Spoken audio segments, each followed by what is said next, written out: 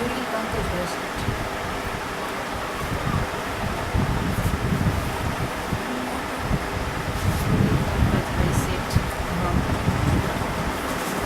કેટલા વર્ષ છે એમાં?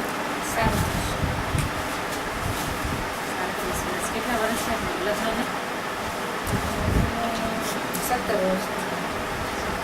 બાળકો કેટલા છે? 2.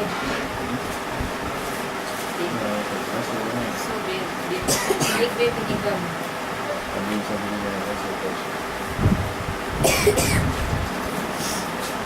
કેટલા વર્ષના છે બાબુ બેબી? 15. બેબી 15 વર્ષ. 20 છે. હા, જોડે આવ્યા છે.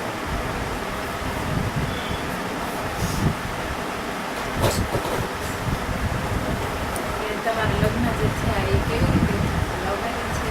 arrange marriage છે? મારું બી સાવરકુંડલા. મારા માસી મોરબી રહી છે ને એટલે એમને અહીંયા ધાંગધ્રા આવવાનું થાય ને બતાવ્યું કે અહીંયા છે એમ એક છોકરો મારી મમ્મીને કે તમારે જોવું હોય તો આવો ને પછી મને લઈને મારી મમ્મી મોરબી આવ્યા અને અહીંથી નામ બોલાવ્યા પછી એકબીજાને પસંદ આવ્યું એટલે નક્કી કર્યું. એમને કઈ તકલીફ છે? અને સફેદ દાગ છે. શરીર હા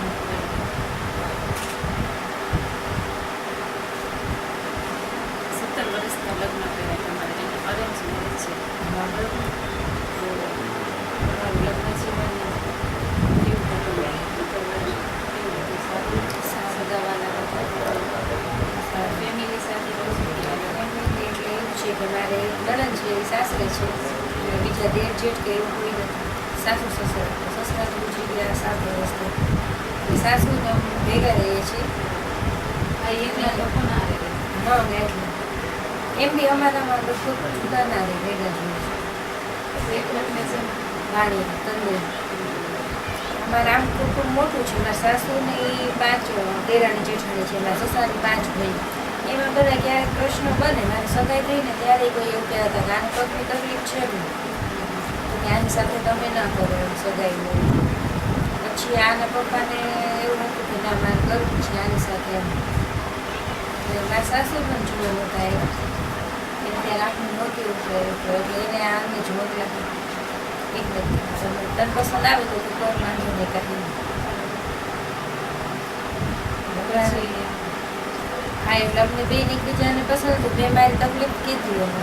મારે એવું છે હતું કે આમ કંઈ છુપાવીને કરવું એવું નહીં. મને તો આને તો એમ કે કંઈક વ્હાઈટ ડાર્ક છે એટલે બાકી એકદમ નોર્મલ છોકરા સાથે મારે કેટલાય માગા આવતા એટલે મારે એ રીતના નહોતું પડ્યું. ક્યારેક ભવિષ્યમાં પછી તકલીફ પડે. શું છે એકબીજાને કંઈક પ્રોબ્લેમ હોય તો એકબીજાને એમ થાય કે ના ચલો મારે આવું જ છે ને તો એ રીતે થાય કે મને ક્યારેક ક્યારેક છે ને આમ આ પગ ચાલવામાં ઓછી દેખાય એટલી મને અંદરથી ફીલ થતું હોય એમ એવી તકલીફ છે મને. કામકાજમાં કોઈ દિવસ તકલીફ અત્યાર સુધી નહોતી પડતી પણ મારે પગનું ઓપરેશન કરાવવું પડ્યું ને એટલે અશક્તિ થોડી વધારે લાગે છે. ને ક્યારેક આમ વજન ઉપાડીને જાવ કે એવું થાય તો પડી જવાય કે એવું બને. મેં કીધું આ મારે બધી વાત એને કરીને જ કરવું છે એમ સગાઈ. પહેલાંય બી ક્યારેક પડી જવાય એવું થાય.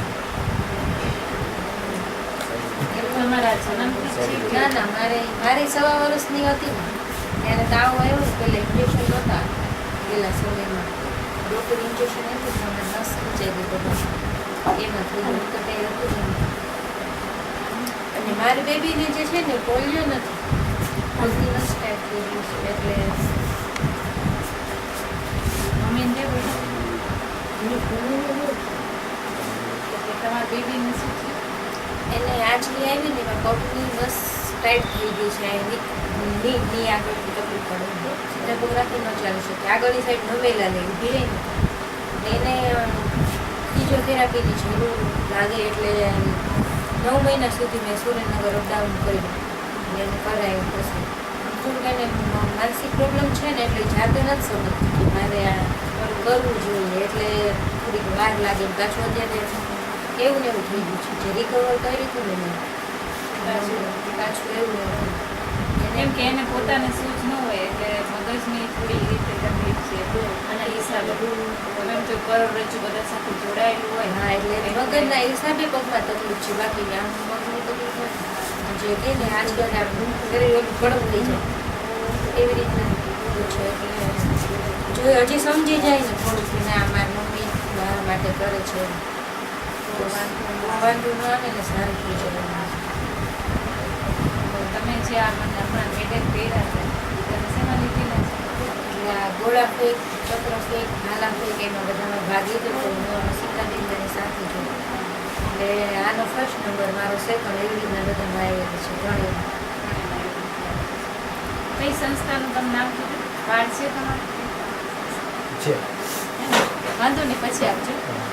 એટલે સ્ટેબિલિટી એડવોક્સી ગ્રુપ નામની સંસ્થા ચાલે છે ને મેં જીત કરે છે. દુબઈમાં એ જો ઇંગ્લિશના એટલે અહીંયા છે ના અમદાવાદમાં છે. એમાં 5 જિલ્લાઓમાં કામ કરે છે. આણંદ, મહેસાણા, અમદાવાદ, સુરેન્દ્રનગર, પાટડી. એમાં સુરેન્દ્રનગરમાં બને સૌથી સુરેન્દ્રનગર જિલ્લા પ્રતિનિધિ તરીકે કામ કરે છે. તો ખાલી સેવા કે તમને આપે સેલેરી? ના સેમ સેલેરી તો કંઈ ન આપે. ના એવું નથી.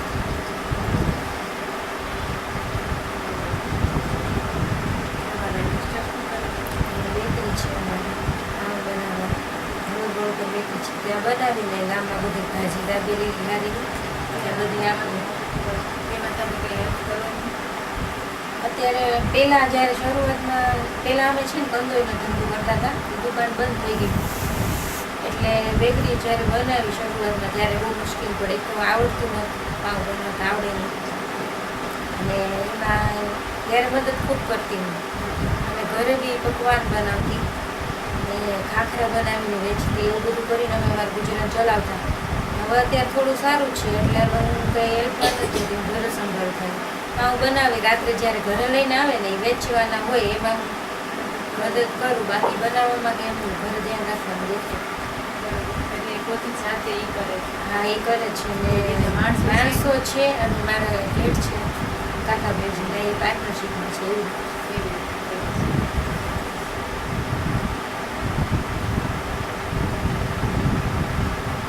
તો તમારી બેબી તો ભણવા ભણે છે પણ એને છે ને એનું નામ લખ્યું હોય ને તો એને ખબર ના હોય કે મારે નામ લખ્યું. અત્યારે 9મા ધોરણમાં આવી અને મને 5મું ભણતી હતી ને ત્યારે તે ટીચરે 4થામાં આવી ને ત્યારે ટીચરે કીધું કે આ છે ને હવે આ તમે ઘરે રાખો. ત્યારે હું ત્યાં ટીચર આગળ જ વળી પડી. મેં કીધું આનું ભવિષ્ય હવે શું?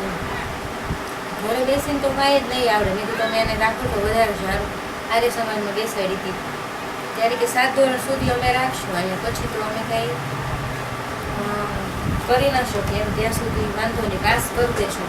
મેં કીધું પાસનું કે ફેલનું કાંઈ મહત્વ નહીં, આને તો સ્કૂલ જાય એટલે કંઈક થોડુંક શીખે.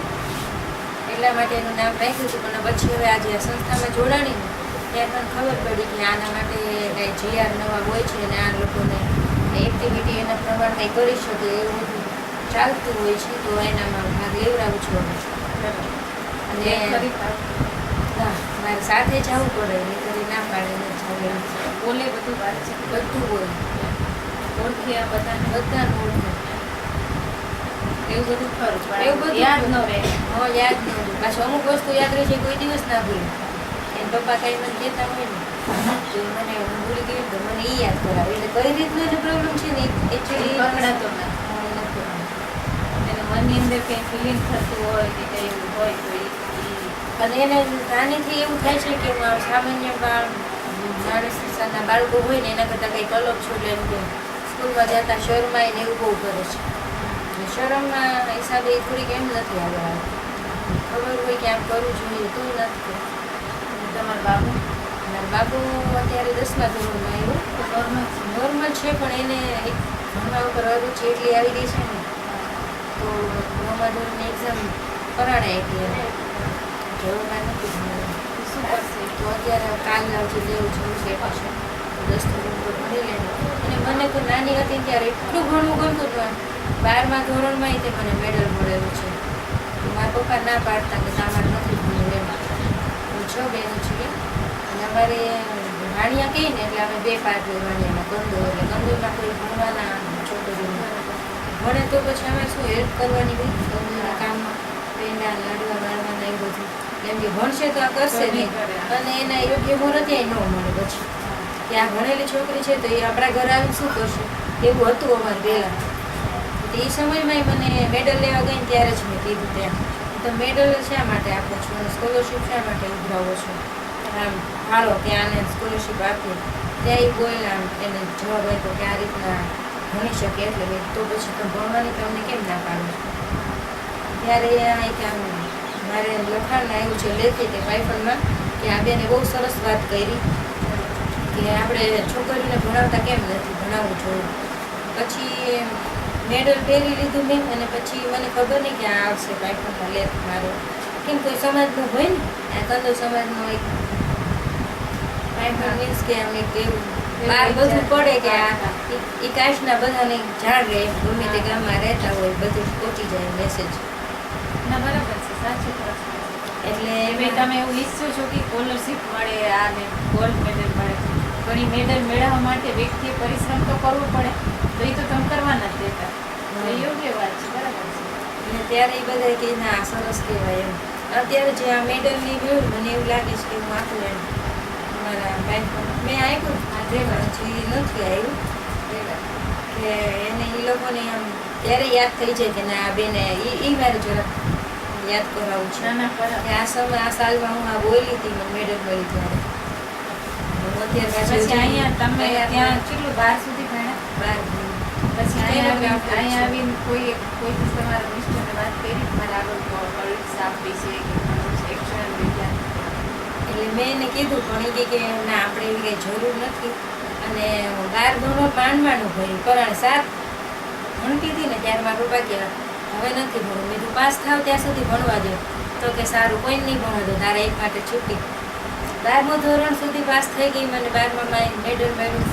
અને ક્યારેય આમ ટ્યુશન નહીં રાખવાનું કોઈ દી ફ્રેન્ડ આગળ જવાનું નહીં આપણે અબસેન્ટ શું કહેવાય ગેરહાજર હોય ને ત્યારે જે શું ભણાવ્યું એ આપણે ગમે એ રીતે રિકવર કરી લેવાનું અને આમ એક્સ્ટ્રા કે જવાનું નહીં એવી રીતના હું પરાણે ભણી મને અત્યારે એટલું દુઃખ થાય ને કે મારા છોકરાઓને ગમતું જ નથી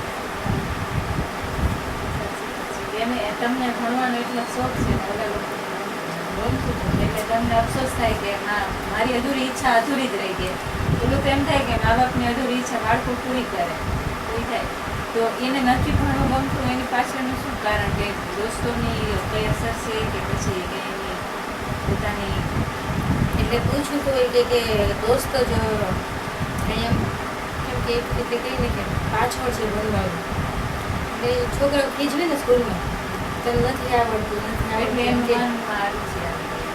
એટલે એને એમ થાય કે મને નથી જવાનું. પણ ઘણી વખત શું થાય એવું નથી કે બાળકો જો આમાં કેવું હોય કે ઘણી વખત આપણા એવું નથી કે આપણે ઈચ્છીને પૂરું થાય ઘણી વખત એવું બને પણ ક્યાંક ને ક્યાંક કદાચ એ ભણશે નહીં તો કંઈક બીજું કાર્ય એવું કરશે કે જે નથી ભણેલો ને એ બધું ભણકાઈ જશે એટલે મન કેવું લઈ જવાનું સારું પછી ભલે